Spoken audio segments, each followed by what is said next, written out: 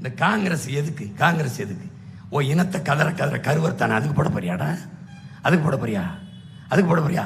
இத்தனை மீனவன் சத்தம் பண்ணடா, ஒரு வருத்த செய்தி பதிவு செய்யலையே, அதுக்காக போட போறியாடா? அதுக்காக போட போறியா?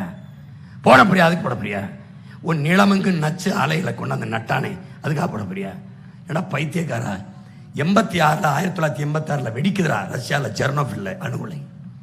கோப்பரிச்சேவ் சொல்றான்டா, கோப்பரிச்சேவ், இது ரஷ்யாவுக்கு மட்டுமல்ல, இந்த பேரிழப்பு உலகத்திற்கே ஏற்பட்டது.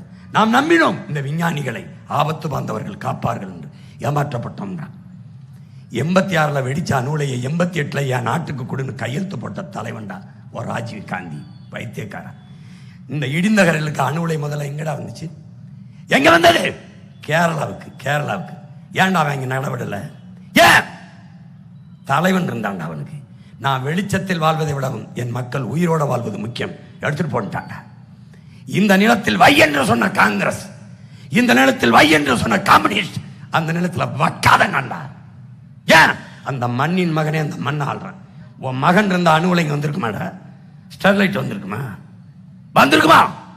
அணு உலை இல்லாம எப்படிங்க மின்சாரம்? பைத்தியக்காரா, மின்சாரம் கண்டுபிடிக்கப்பட்டது அணு உலையாடா? அணு உலை கண்டுபிடிக்கப்பட்டது மின் உற்பத்திக்காக இல்லை. இல்லை.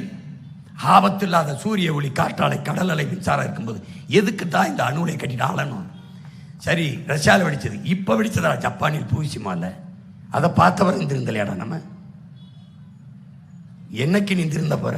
கத்துறதுக்கு தெம்பு இருக்கு. இன்னும் 10 வருஷம் கத்த விடுவேடா? ஏற்கனவே 15 வருஷம் கத்த விட்ட, இன்னொரு 10 வருஷம். சரி, நான் இல்லை உனக்கு ஏன் இருக்கேன்னு சொல்லு. ஒற்றை குரல் இருக்காது உனக்கு இந்த நாட்டில்.